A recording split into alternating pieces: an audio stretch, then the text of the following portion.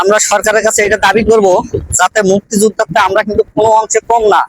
হিসাব করে দেখেন, আমরা যদি রেমিটেন্স না পাঠাই, বাংলাদেশ থেকে আসছে। এখন আমার দুইটা কথা শুনেন, যদি কথাগুলো ভালো লাগে, যারা মালদ্বীপ প্রবাসী আছে, শুধু মালদ্বীপ না, ওয়াল বিশ্বের যারা প্রবাসী আছে, ভিডিওটা শেয়ার করে দেবেন। বাংলাদেশে মুক্তিযোদ্ধার চাহিদা একটু বেশি। আমাদের দেশে মুক্তিযোদ্ধার অনেক একটা সম্মান আছে। বাংলাদেশ সরকার এমন একটা সম্মান দিয়ে রাখছে যে সম্মানের তুলনা হয় না। আমরা প্রবাসী যারা আছে তাদেরকে এত সম্মান মনে হয় দেয় না।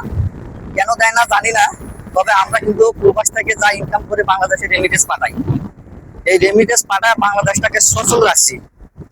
তাহলে এখানে আমাদের গুরুত্ব নাই, সরকারে আমাদেরকে গুরুত্ব দেয় না। কেন দেয় না জানি না, তবে আমার একটা রিকোয়েস্ট সকল প্রবাসীর কাছে, আমরা সরকারের কাছে এটা দাবি করব, যাতে মুক্তিযোদ্ধাতে আমরা কিন্তু কোনো অংশে কম না। হিসাব করে দেখেন, আমরা যদি রেমিটেন্স না পাঠাই, তাহলে মুক্তিযোদ্ধারা জানালাতে পলাই যাবে। এই কারণে আমাদেরকেও সম্মান দেওয়া দরকার। আর আমরা যারা প্রবাসী আছি, আমাদেরকে একটা অনেক সময় দেখা যায় প্লেন থেকে নামার পরে আমাদের ব্যাগ হারায়, অনেক কিছু হারিয়ে যায়। এইসব জিনিস আমরা খুঁজে পাই না। এগুলো সরকারের দিকে চোখ নাই।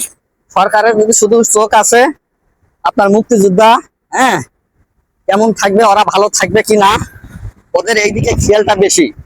আমরা যারা প্রবাসী আছি, আমরা যে রেমিটেন্স পাঠিয়ে বাংলাদেশটাকে সচল রাখছি, আমাদের টাকা দেয় বেশিরভাগ দেশ চলে, আর আমাদের দিকে খেয়াল রাখে না সরকারে। এই জিনিসটা বিশেষভাবে বলার কারণ হচ্ছে, আমরা যারা প্রবাসী আছি তারা সবাই ভিডিওটা শেয়ার করবেন, যাতে এই ভিডিওটা সরকারের চোখে পড়ে, আমাদের দিকে কিছু একটু নজর রাখে, যাতে করে আমরা ওই সম্মানের স্থানটা যাতে বসতে পারি। তো সবাই ভালো থাকবেন, সুস্থ থাকবেন। যারাই প্রবাসী আছেন, যাদের সামনে ভিডিওটা যাবে, আপনারা হচ্ছে ভিডিওটা বেশি বেশি করে শেয়ার করে দিবেন, যাতে করে সরকারের নজরে পড়ে এই জিনিসটা। কথা বুঝতে পারছেন? তো ভালো থাকবেন, সুস্থ থাকবেন, আর ভিডিওটা শেয়ার করে দিবেন, পেজটাকে ফলো করে দিবেন। আসসালামু আলাইকুম।